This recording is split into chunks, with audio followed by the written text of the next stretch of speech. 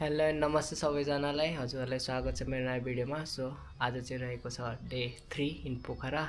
अब हामी जाँदैछौँ बाहिर लेक साइडतिर खाना खान। त्यसपछि साँझको हाम्रो बस छ लगभग त्यही समय 80कै समय पौने 8 बजे।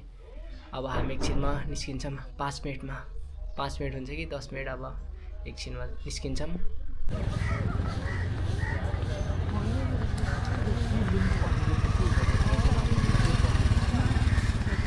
अब चाहिँ हामीहरू जाँदैछौँ काइकिङ गर्न। मेरो बोट चाहिँ यो हो, दिदीहरू चाहिँ त्यस्तोमा गर्दै हुनुहुन्छ, म चाहिँ यसमा गर्दैछु।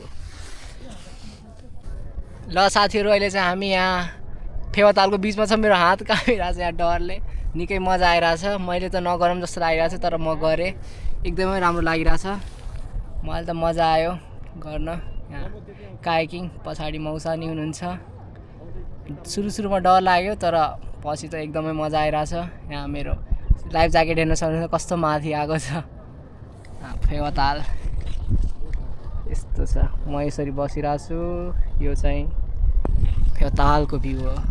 साथीहरू निकै मजा आइरहेछ। यता हल्का डर नै लागिरहेको थियो तर रमाइलो लागिरहेछ मलाई त। अहिले हेर्न सक्नुहुन्छ यता साइडतिर मान्छेहरू छन्। पछाडि फेवाताल। अर्कोचोटि आउँदा चाहिँ हामीहरू त्यहाँ सारनकोटमा जान्छौँ। यसपालि चाहिँ हामी गएनौँ किनकि अर्कोचोटि नै आउँदाखेरि जानुपर्ने ठाउँ राख्नु पर्यो, त्यही भएर। हेर्न सक्नुहुन्छ यता त्यहाँ माथि पहाडमा हो सारनकोट, अनि यता सब लेक साइड हो। यतातिर चाहिँ लेक साइड भइहाल्यो अब। अनि यता होटेलहरू देख्न सक्नुहुन्छ, ठुलो मान्छेहरू त्यहाँ गर्दैछन् काइकिङ। म पनि गर्दैछु यता। एकछिन म छोडिदिइरहेको छु किनकि हावाले मलाई लाग्दैछ। त्यहाँ हुनुहुन्छ दिदी आन्टी, यता हुनुहुन्छ मौसा, अनि अगाडि छ हाम्रो सारनकोट। मेरो वाला यस्तो छ, त्यो त देखाइसक्यो अघि नै, राम्रो छ।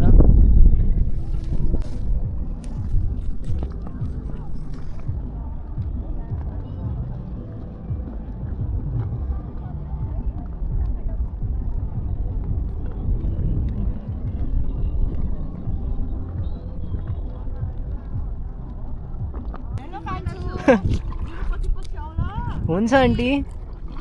हजुर दिदी। अहिले चाहिँ हामी यहाँ काइकिङ गरेर एकछिन बिसाउँदैछौँ यता खाजा घरमा, चिसो पानी खाँदै। हेर्न सक्नुहुन्छ लाउरेको ट्रेनिङ भइरहेछ यता।